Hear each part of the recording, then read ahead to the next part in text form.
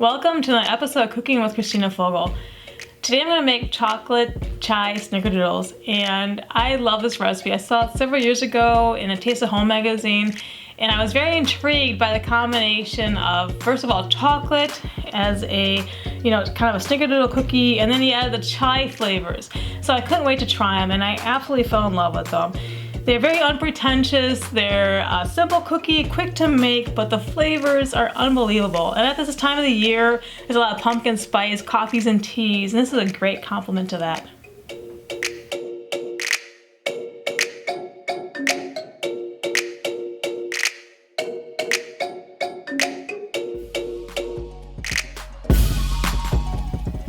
So the first thing I'm going to do is I'm going to add 2 1/4 cups of sugar.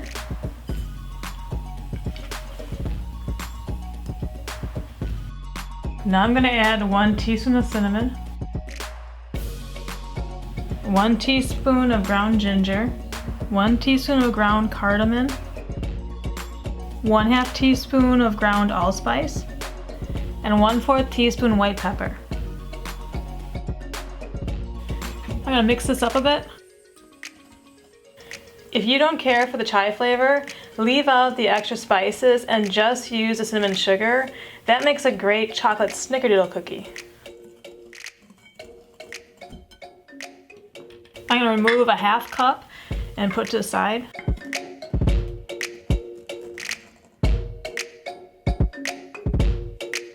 We'll save that to roll the cookies in. And then to the sugar mixture, I'm going to add 1 cup of butter. Softened butter. I'm going to mix this until it's nice and light and fluffy. I usually whip this for about 1.5 to 2 minutes.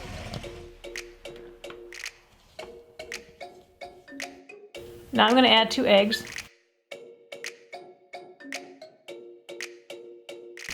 And mix this in.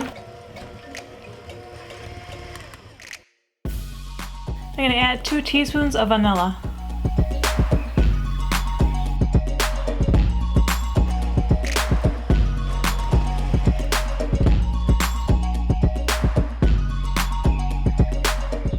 I'm going to put this to the side for a minute and put my flour mixture together.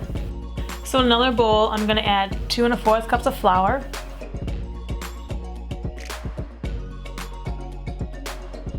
1/2 cup cocoa, 2 teaspoons cream of tartar, 1.5 teaspoons of baking powder, and 1/2 teaspoon salt. I'm going to whisk these together.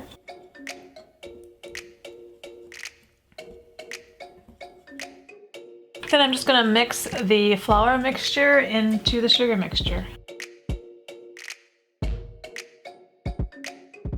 This recipe is really nice because you don't have to refrigerate the dough at all. It just 1, 2, 3, it goes together. So now I'm going to take the cookie dough and make about a tablespoon worth and kind of roll into a little ball. And then roll it in the reserved sugar. And I'll put that on parchment lined baking sheet. If you have any leftover sugar spice mixture, it's fantastic in your coffee.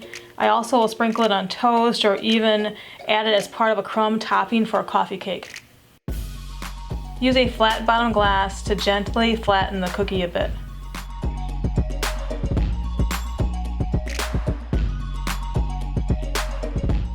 I'm going to bake these at 350 degrees for about 10 to 12 minutes or until the edges are firm.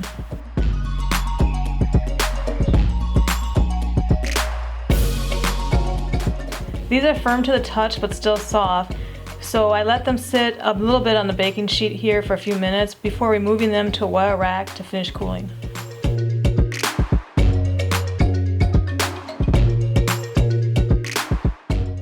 Thanks for watching. I hope you enjoyed this video. I love these cookies, so if you try them, please let me know what you think. I'd love to hear from you. And don't forget to click to subscribe. I've got a lot of great videos coming out soon.